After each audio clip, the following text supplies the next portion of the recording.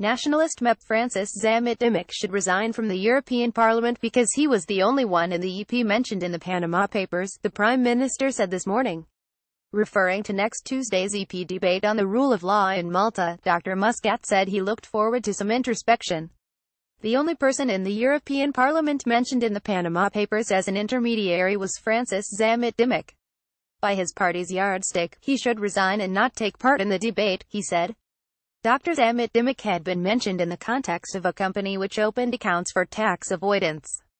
The Nationalist MEP, through his company, was therefore making money from a tax system that was being criticized, Dr Muscat said.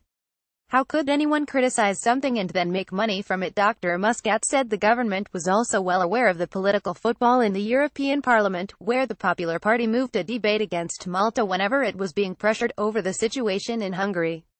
The EP would not doubt give its opinion, as would the European Commission and the Council, but Dr Muscat said Malta was not doing anything wrong and would continue to progress. Earlier in his address, Dr Muscat said the government's aim remained prosperity with a purpose and he would be abroad again next week, in Asia, to promote investment and job creation in Malta.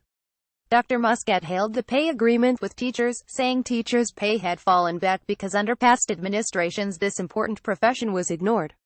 Teachers were responsible for the future of the country and it was a shame that for many years, this profession was rendered unattractive and people were not joining. Teachers' work and necessary qualifications were increasing, and it was fair that they were given an unprecedented raise, he said. As expected, other professions were now also demanding a raise.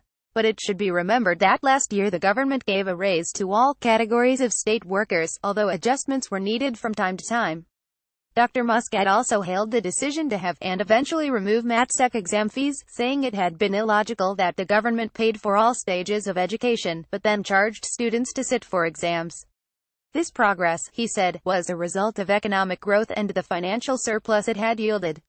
Everyone had contributed to this growth, except the opposition, he said. And the opposition was punished for it. The Nationalist Party had still not got around to realizing that working to undermine Malta, locally and abroad, only harmed the party itself.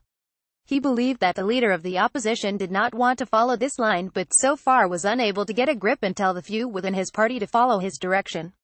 Should the opposition not change, it would continue to suffer at the polls, and Malta would continue to lack a proper opposition, Dr Muscat said. In his speech, at Sta Venera Club Drive, Muscat said his target was to ensure that the coming generation would be the most well-off, the most free, liberal and cosmopolitan.